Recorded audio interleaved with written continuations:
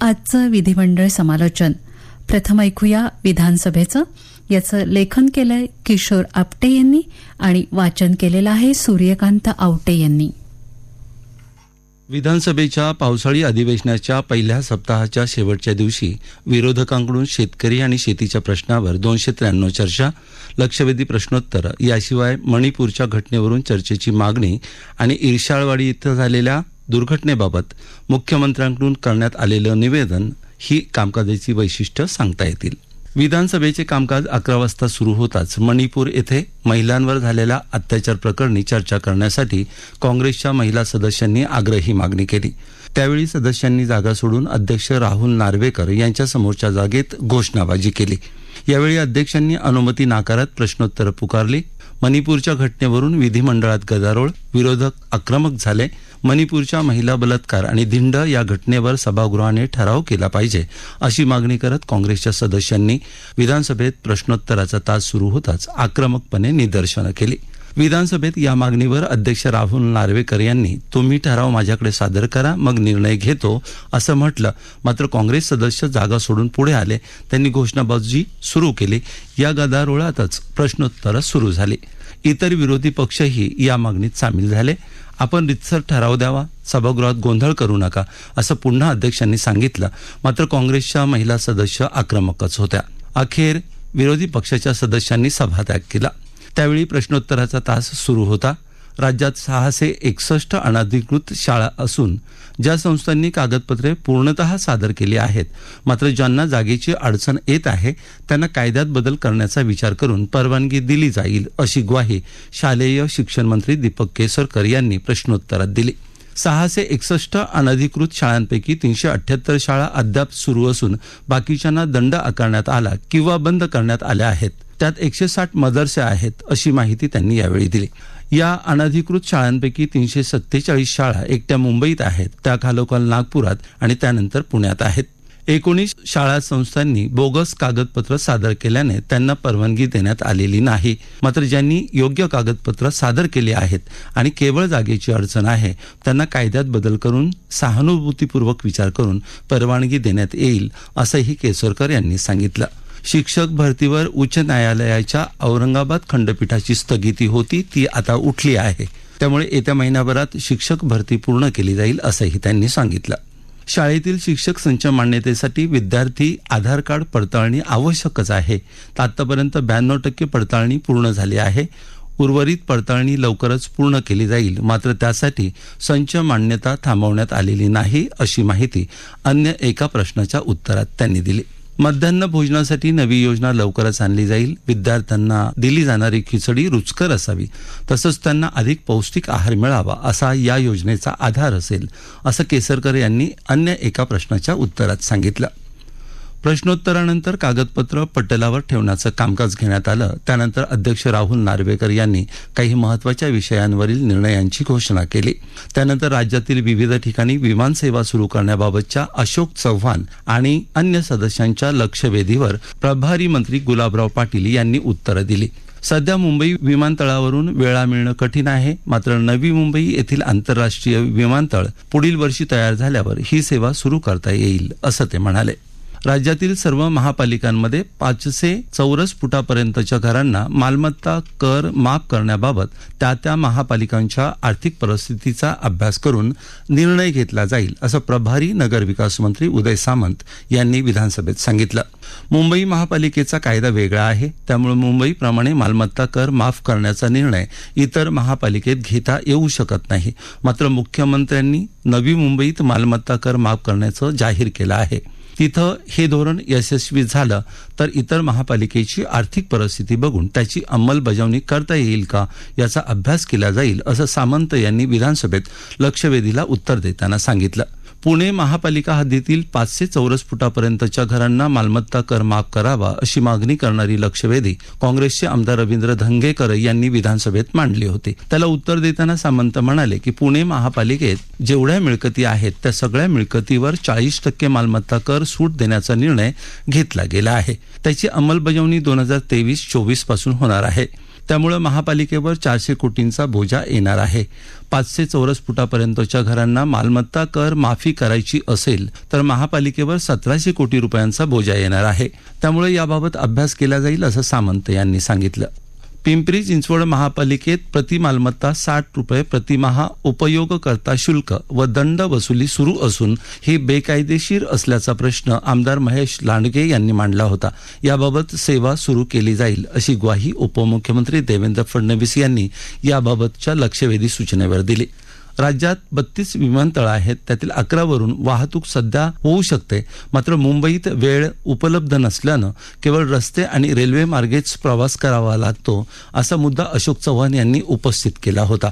अनिल अंबानी यांच्या कंपनीकडे असणारी 5 विमानतळे ती कंपनी दिवाळखोरीत गेल्यानं ताब्यात घ्यावीत अशी मागणीही त्यांनी यावेळी केली. या कंपनीची थकबाकी त्यांच्याकडून नंतर वसूल करण्याच्या बोलीवर राज्य सरकार सध्या ती भरून त्यांच्याकडील सगळी विमानतळं ताब्यात घेईल असं फडणवीस म्हणाले. शिर्डी येथील विमानतळ रात्र उड्डाणासाठी तयार झाला आहे. त्याची कायमस्वरूपी परवानगी मिळवली जाईल आणि तिथे 650 कोटी रुपये खर्चाची नवीन टर्मिनल इमारत बांधण्यात येत आहे अशी माहिती देखील फडणवीस यांनी दिली. बाळासाहेब थोरात यांनी हा प्रश्न उपस्थित केला होता. राज्यभरातील प्रत्येक तालुक्यात हेलिपोर्ट तयार करण्यासाठी तज्ज्ञ समिती स्थापन करण्यात आली आहे. ही समिती त्यासाठी योग्य जागा शोधून देईल. त्या ठिकाणी पुढील कारवाई लगेच केली जाईल अशी माहिती देखील फडणवीस यांनी पृथ्वीराज चव्हाण यांच्या प्रश्नावर दिली. लक्षवेधीनंतर मुख्यमंत्र्यांनी इर्शाळवाडी दुर्घटनेबाबत निवेदन केलं. राज्यातील दुर्गम भागातील धोकादायक स्थितीच्या यादीतील सर्व वस्त्यांचं तातडीनं पुनर्वसन करण्याचा निर्णय झाल्याचं त्यांनी सांगितलं. सर्व प्रकारच्या यंत्रणा हाताशी असूनही प्रतिकूल वातावरणामुळे त्याचा उपयोग करू शकलो नाही याची खंत वाटते अशी भावना व्यक्त करतानाच राज्यातील दरडप्रवण क्षेत्रातील लोकांचं पुनर्वसन सुरक्षित स्थळी करण्यासाठी आराखडा केला जाईल अशी ग्वाही यावेळी मुख्यमंत्री एकनाथ शिंदे यांनी विधानसभेत दिली. इर्शाळवाडीमध्ये काल झालेल्या दुर्घटनेनंतर त्यांनी सभागृहात निवेदन केलं. 48 घरं असलेल्या वाडीतील 17-18 घरांवर कडा कोसळून हा अपघात झाला. त्यात 20 जणांचा मृत्यू झाला, 8 जखमी झाले आहेत. 109 लोक सुरक्षित सापडले आहेत, तर उर्वरित लोकांचा शोध सुरू आहे असं ते म्हणाले. या वाडीतील अनेक जण इतरत्र कामाला जातात, शेती करतात. त्यामुळे नेमके किती लोक त्यावेळी तिथे होते याची माहिती घेतली जात आहे. मृतदेहांवर घटनास्थळाजवळच अंत्यसंस्कार करण्यात आले आहेत. त्यांच्या नातेवाईकांना प्रत्येकी 5 लाख रुपयांची मदत देण्यात आली आहे. सर्वच्या सर्व 47 कुटुंबियांच्या पुनर्वसनासाठी जागा निश्चित करण्यात आली आहे. त्यांना सिडकोमार्फत घरं बांधून दिली जातील. तोवर त्यांची व्यवस्था स्वतंत्र कंटेनरमध्ये करण्यात आली आहे असं मुख्यमंत्री म्हणाले. त्यानंतर पुन्हा लक्षवेधीचं कामकाज घेण्यात आलं. भिवंडी येथील टोरंटच्या वीज दराबाबतच्या लक्षवेधीवर यावेळी वादळी चर्चा झाली. याबाबत तपासणी करण्याचं आश्वासन ऊर्जा मंत्री देवेंद्र फडणवीस यांनी दिलं. हे समालोचन लिहून पूर्ण होत असताना सभागृहात लक्षवेधीचं कामकाज सुरू होतं. श्रोते हो, आता आपण ऐकूया विधान परिषदेचं समालोचन. याचं लेखन केलंय गौरीशंकर गाळे यांनी आणि वाचक स्वर आहे सूर्यकांत आवटे यांचा. 2 महिन्यात केळी विकास महामंडळ स्थापन करणार मंत्री संदीपान भुमरे. मणिपूरच्या घटनेचं राजकारण करू नये, उपसभापतींचं आवाहन.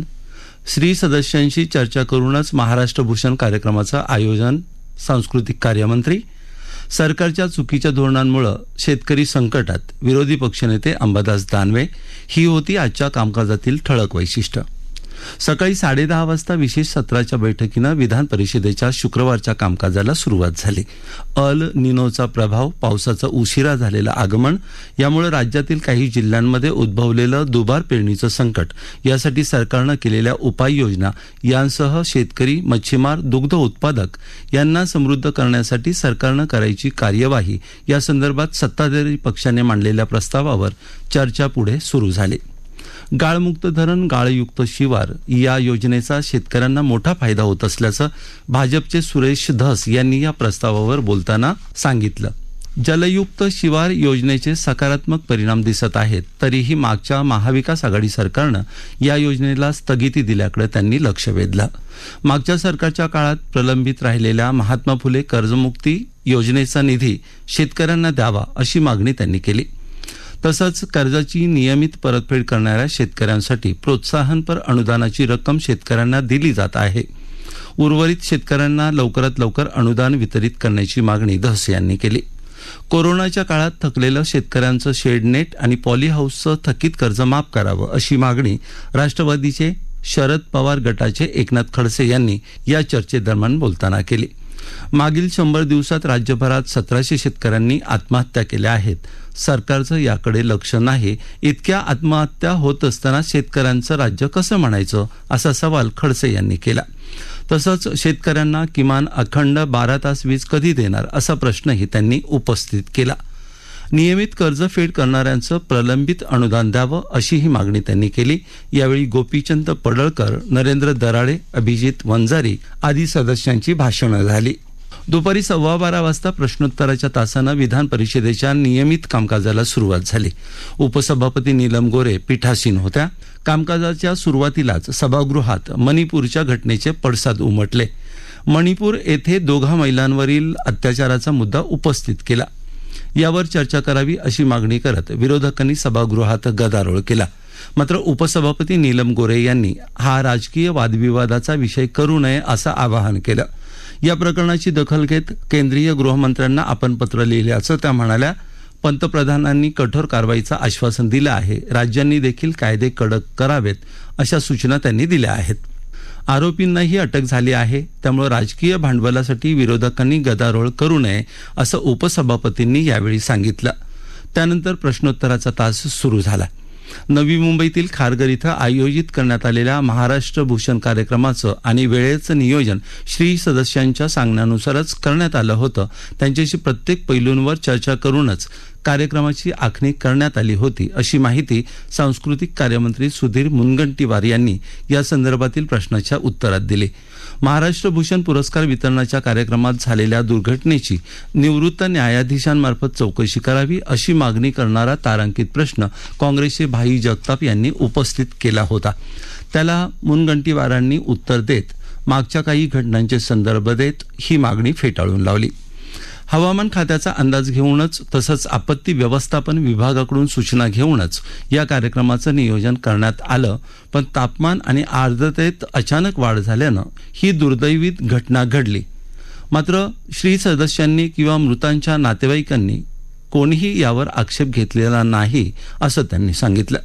यावेळी कोणत्याही प्रकारची चेंगराचेंगरी झालेली नव्हती. मात्र विरोधी पक्षातील एका नेत्यानं याबद्दल चेंगराचेंगरीची चित्रफीत व्हायरल केली असं सांगत या दुर्दैवी घटनेचं राजकारण करू नये असं आवाहन पुन्हा एकदा सांस्कृतिक मंत्र्यांनी केलं. या दुर्घटनेतील मृतांच्या कुटुंबियांना प्रत्येकी 5 लाख रुपयांची मदत केलीच. मात्र आप्पासाहेब धर्माधिकारी यांनीही प्रत्येकी 5 लाख रुपयांची मदत केल्याची माहिती त्यांनी दिली. जळगाव इथे येत्या 2 महिन्यात केळी विकास महामंडळ स्थापन करण्यात येईल अशी घोषणा फलोत्पादन मंत्री संदीपान भुमरे यांनी केली. भाजपाचे रणजितसिंग मोहिते पाटील यांनी विचारलेल्या तारांकित प्रश्नाला ते उत्तर देत होते. या महामंडळांसाठी आवश्यक तो निधी उपलब्ध करून दिला जाईल असं त्यांनी सांगितलं. सोलापूरमध्ये केळी संशोधन केंद्र स्थापन करण्यासाठी प्रस्ताव पाठवल्यास त्याचा विचार केला जाईल असं भुमरे यांनी सांगितलं. परभणीतील तत्कालीन अप्पर जिल्हाधिकाऱ्यांनी केलेल्या आर्थिक गैरव्यवहाराची वरिष्ठ अधिकाऱ्यांमार्फत 8 दिवसात चौकशी करण्यात येईल अशी घोषणा महसूल मंत्री राधाकृष्ण विखे पाटील यांनी केली. राष्ट्रवादी काँग्रेसचे सदस्य बाबाजान दुरानी यांनी या संदर्भातील प्रश्न विचारला होता. यावेळी अवैध वाळू उपसा प्रकरणातील दंडात्मक कारवाईतील दंडाची रक्कम स्थानिक अधिकाऱ्यांकडून कमी केली जाते. या संदर्भातील धोरणात स्पष्टता यावी यासाठी 2-3 महिन्यात धोरण नक्की करण्यात येणार असल्याचं महसूल मंत्री राधाकृष्ण विखे पाटील यांनी सांगितलं. या तारांकित प्रश्नावरील चर्चेनं प्रश्नोत्तराचा तास संपला. सरकारच्या चुकीच्या धोरणांमुळे शेतकऱ्यांना अनेक आव्हानांना सामोरं जावं लागत आहे अशी टीका विरोधी पक्षनेते अंबादास दानवे यांनी नियम 260 अन्वये मांडलेल्या प्रस्तावावरील चर्चेला सुरुवात करताना केली. शेतकऱ्यांपर्यंत सरकारच्या योजना उपाययोजना पोहोचत नाहीत. शेतकऱ्यांचं आत्महत्यांचं सत्र थांबलेलं नाही. या आत्महत्या थांबवण्यासाठी काय नियोजन आहे असा प्रश्न दानवे यांनी उपस्थित केला. नियमित कर्जफेड करणाऱ्या अनेक शेतकऱ्यांना अद्यापपर्यंत 50,000चं प्रोत्साहन अनुदान मिळालेलं नाही. याकडे लक्ष वेधत सरकार वेळकाढूपणा करत आहे असा आरोपही त्यांनी केला. सरकारचं सीड हब अजून कागदावरच आहे असं सांगत बियाणे कंपन्या राज्याबाहेर जाऊ नयेत यासाठी प्रयत्न करणं गरजेचं असल्याचं दानवे यांनी सांगितलं. सिबिलशिवाय आता शेतकऱ्यांना कर्ज मंजूर होत नसल्यामुळे शेतकऱ्यांना सावकाराकडे जाण्याशिवाय पर्याय राहिलेला नाही असंही ते म्हणाले. नियम 260 अन्वये उपस्थित केलेली ही चर्चा आज थांबवण्यात आली. त्यानंतर सभागृहाचं कामकाज संपलं.